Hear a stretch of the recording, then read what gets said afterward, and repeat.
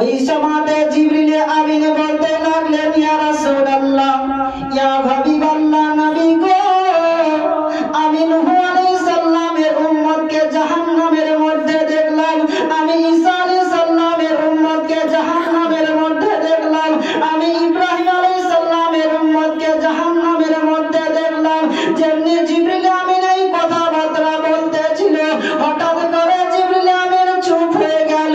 ওই সময়তে বিশ্বের নবীজি আমার বললেন, ও জিবরিল, বলো বলো, তুমি কেন চুপ হয়ে গেল? জিবরিল, তুমি কেন আগে দিকে আর বলো না? তার কারণটা কি বলো না কেন? জিবরিল কোনো কথাবার্তা বলে না। জিবরিল মনে মনে চিন্তা করতে থাকে, যদি আজকে আমি বলে দিই যে আপনার উম্মতকে আমি জাহান্নামের মধ্যে দেখলাম, তবে নবী মুস্তাফার স্থিরভাবে থামতে পারবে না, নবী মুস্তাফা কান্না করতে লেগে যাবে। বিশ্বের নবীজি আমার বললেন, জিবরিল বলো, কেন তুমি চুপ হয়ে গেল? জিবরিল বলো না কেন? জিবরিল বলতে লাগলো, ইয়া রাসূলুল্লাহ, ইয়া হাবিবাল্লাহ, নবী গো, আমি আপনার উম্মতকে জাহান্নামের মধ্যে দেখলাম।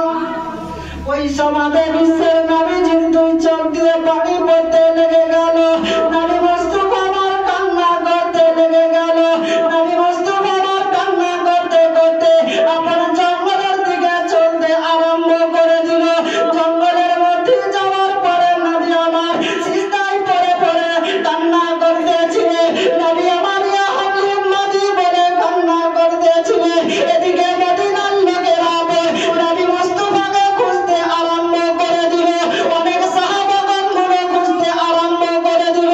হযরতে আবু বকর সিদ্দিক খুঁজতে আরম্ভ করে দিল।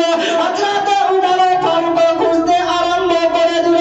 আরো যত বয়োজ্যেষ্ঠ সাহাবী ছিল তারা খুঁজতে আরম্ভ করে দিল, কিন্তু নবী মুস্তাফার খোঁজ পাওয়া গেল না।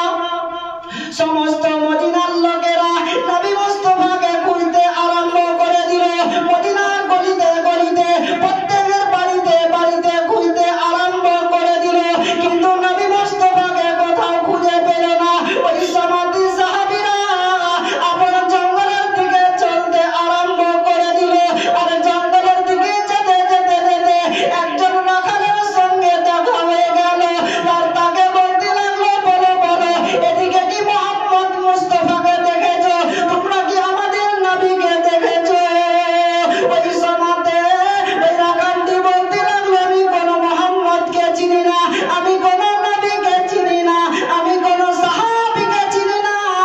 তবে একটি কথা আমি জানি গো, এই পাহাড়ের মধ্যে একজন এমন ব্যক্তি কান্না করতে আছে, তার কান্নার আওয়াজ শুনে আমার ছাগলগুলো চড়ানো বন্ধ করে দিয়েছে।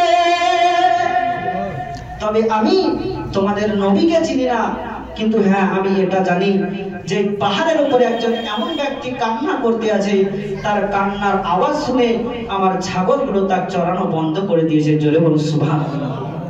সাহাবীরা তারা বলতে লাগলো, যে ব্যক্তি কান্না করছে সে ব্যক্তি আর কেউ নয়, সে হচ্ছে আমাদের বিশ্বের নবী। জোরে বলুন সুবহানাল্লাহ।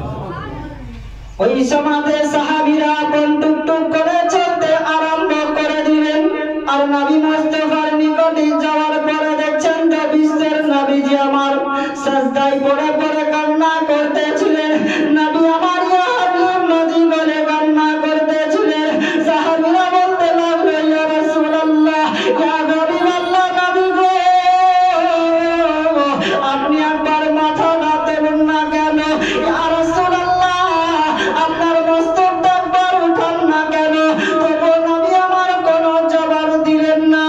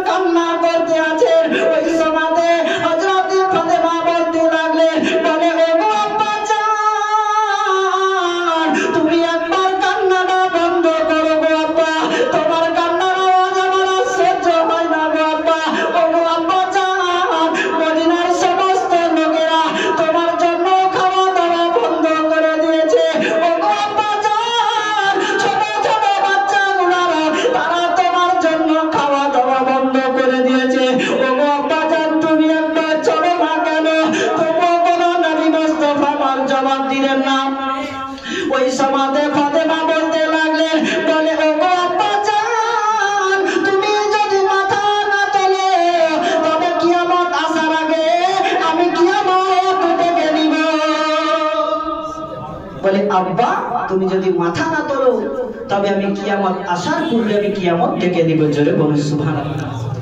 ওই সমাজে বিশ্বের নবীজি আমার মস্তকটা উঠিয়ে বলতে লাগলেন, ও বেটি ফাতেমা, আজকে তুমি যদি আমাকে না উঠাতে তবে আমার যত উম্মত আছে আমি তাদেরকে জান্নাতের মধ্যে নিয়ে যেতাম।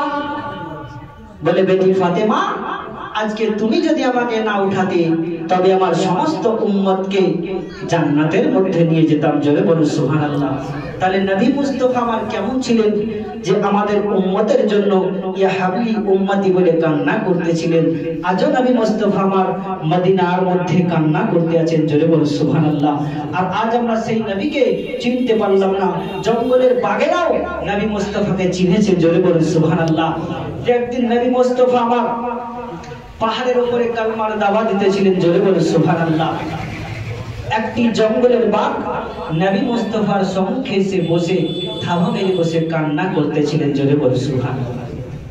ওই সমাজে বাগাবন গছের নামে কান্না করতেছিলেন। বাগাবন যেমনি বাবা নবী মুস্তাফার দিকে তাকালেন, বাগাবন নবী মুস্তাফার দিকে তাকালেন, আর নবী আমার বাগের দিকে যেমনি তাকিয়ে নিলেন, বাগাবন উঠে জঙ্গলের দিকে চলতে আরম্ভ করে দিল। জঙ্গলের মধ্যে চলতে চলতে চলতে কয়েকজন রাখালের সঙ্গে বাঘের দেখা হয়ে গেল। তাদের নিকটে বাগাবন তার জবানে জবানে বলতে লাগলো, বলে ওরে রাখাল রে, তোদের ভাগ্য নসিবটা তো ভালো রে, আজকে বিশ্বের নবী এসেছে, তোরা যা যা আরে নবীর কাছে কলমা পড়ে রে। বাঘ সাক্ষী দোহাই দিচ্ছে, বলে তোরা যা নবীর কাছে কলমা পড়ে আয়।